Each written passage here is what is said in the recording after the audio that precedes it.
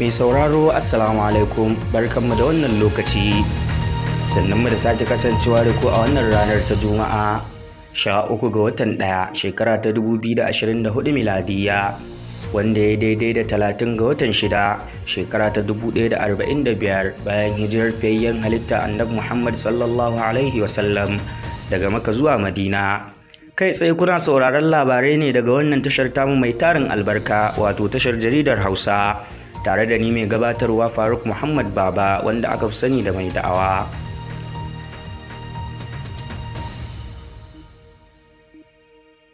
Kotun Koli ta tabbatar da nasarar Dauda da Bala da Sanwo-Olu. Kotun Kolin Najeriya ta tabbatar da nasarar Lawan Dare na jam'iyyar PDP a matsayin gwamnan jihar Zamfara. Kotun Koli ta yi watsi da hukuncin kotun ɗaukaka ƙara da ta ayyana zaben a matsayin wanda bai kammalu ba, inda ta ba da umarnin a sake gudanar da zaɓe a ƙananan hukumomi 3. Hukumar zaɓe dai ta ayyana Dauda Lawan a matsayin wanda ya yi nasara da ƙuri'a 377,726, inda a wani lamari mai cike da ban mamaki ya kayar da gwamna mai ci Bello Matawalle. Sai dai ɗan takarar na APC Bello Matawalle, wanda yanzu shine ƙaramin ministan tsaron Najeriya, ya zargi INEC da kassara nasarar da ya samu saboda ta gaza haɗawa da sakamakon wasu mazaɓu. Bala Muhammad ne halastaccen gwamnan Bauchi. Kotun Kolin Najeriya da ke zamanta a Abuja ta tabbatar da nasarar da gwamnan jihar Bauchi, Bala Muhammad na PDP, ya samu a zaben gwamna na shekarar 2023. A hukuncin da ta zartar a yau Juma'a, kotun ta yi watsi da ɗaukaka ƙarar da ɗan takarar gwamnan jihar na jam'iyyar APC, Sadiq Abubakar, wanda ya ƙalubalanci hukunce-hukuncen kotun ɗaukaka ƙara da sauraron ƙorafin zaben jihar, waɗanda suka tabbatar da nasarar gwamna Bala Muhammad. Wannan dai shine mataki na ƙarshe a shari'ar da ake yi ta tantance ingancin nasarar da gwamnan ya samu a zaben na watan Maris.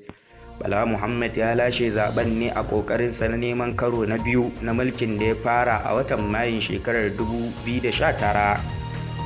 Tun da farko, kotun sauraron ƙararrakin zaben gwamna ta jihar Bauchi da kotun ɗaukaka ƙara duk sun kori ƙararsa, suna cewa ba ta da tushe. Sadiq Abubakar da yana tunkahon cewa takardun zaɓe masu yawa da aka yi amfani da su ba a bincike su yadda ya kamata ba, sannan ya yi zargin cewa ba a yi biyayya ga kundin dokokin zaɓe a lokacin ƙada ƙuri'ar zaɓen gwamna a Bauchi ba. Sai dai kotun ɗaukaka ƙara ta ce ɗan takarar na APC ya gaza gabatar da gamsassun hujjoji da shaidu da za su tallafi zarge-zargensa. Duk da haka bai yi ƙasa a gwiwa ba. A Juma'ar nan Sadiq Abubakar yana fatan kotun koli za ta yi wa hujjojin da ya gabatar duban basira kuma ta ba shi gaskiya, yayin da abokin takararsa na PDP ke fatan alƙalan kotun kamar takwarorinsu na kotun baya su kori wannan ƙara. Kotun koli ta tabbatar da nasarar gwamna Sanwo-Olu na jihar Legas. Kotun Koli ta tabbatar da Babajide Sanwo-Olu a matsayin halastaccen gwamnan jihar Legas. Alƙali Garba Lawan ne ya gabatar da hukuncin, inda ya kori ƙarar ɗan jam'iyyar Labour Party ya ɗaukaka saboda rashin cancanta.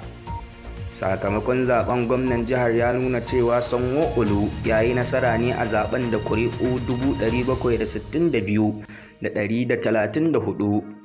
Jam'iyyar LP ita ce ta zo ta biyu, inda ɗan takararta ya samu ƙuri'u 312,329, sai kuma ɗan takarar jam'iyyar PDP Abdulaziz Olajide da ya zo na uku da ƙuri'u 62,409.